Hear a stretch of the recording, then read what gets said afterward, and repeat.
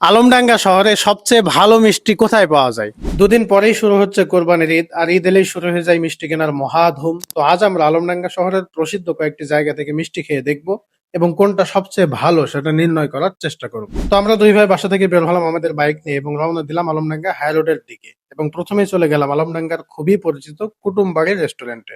গিয়ে দেখি থাকে থাকে হরেক রকম মিষ্টি সাজানো। তো এর মধ্যে আমাদের পছন্দ হলো শাহী ল্যাংচা নামের একটা মিষ্টি। তো আমরা সেই মিষ্টিটার অর্ডার দিয়ে দিলাম এবং এই ভাই সুন্দর করে আমাদের সামনে পরিবেশন করলো এবং আমরা খেতে আরম্ভ করলাম। মিষ্টির নাম যেহেতু শাহী ল্যাংচা, তাই স্বাদের মধ্যেও শাহী শাহী একটা ভাব পাওয়া গেল। তো এই মিষ্টিটাকে যদি রেটিং করা যায় তাহলে এর রেটিং হবে 8/10।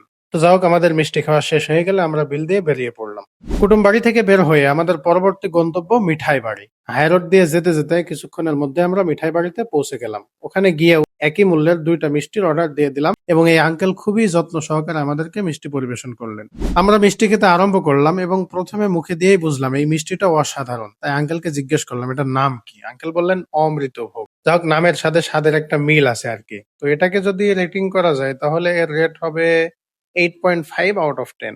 তো কিছুক্ষণ পর আমাদের মিষ্টি খাওয়া শেষ হলে আমরা বিল দিয়ে বেরিয়ে পড়লাম। এবার আমাদের গন্তব্য মিঠাই মেলার দিকে। যেহেতু মিঠাই বাড়ি আর মিঠাই মেলা পাশাপাশি, তাই সাথে সাথে চলে যেতে পারলাম মিঠাই মেলাতে, কোনো বেগ পেতে হলো। ওখানে গিয়ে হরেক রকম মিষ্টি সাজানো দেখলাম থাকে থাকে। ওর মধ্যে হতে আমাদের মনে হলো স্পেশাল কালো জামটা টেস্ট করা যায়। তো আমরা কালো জামের অর্ডার দিয়ে দিলাম এবং এই ভাই সুন্দর করে আমাদের সামনে পরিবেশন করলেন। তো আমরা মিষ্টি খাওয়া শুরু করতে অনেক মানুষ চলে এলো মিষ্টি কিনতে। যা হোক, বুঝতে পারলাম যে মিষ্টিটা আসলেই হয়তো জনপ্রিয়। তো আমরা মিষ্টি খাওয়া আরম্ভ করলাম, কিন্তু এইটার স্বাদ একটু ভিন্ন রকম। কালো জাম বলেই হয়তো এরকম। যাই হোক, আমরা খেতে থাকলাম আর কি। তো খাচ্ছি আর ভাবছি এর কত রেটিং দেওয়া যায়।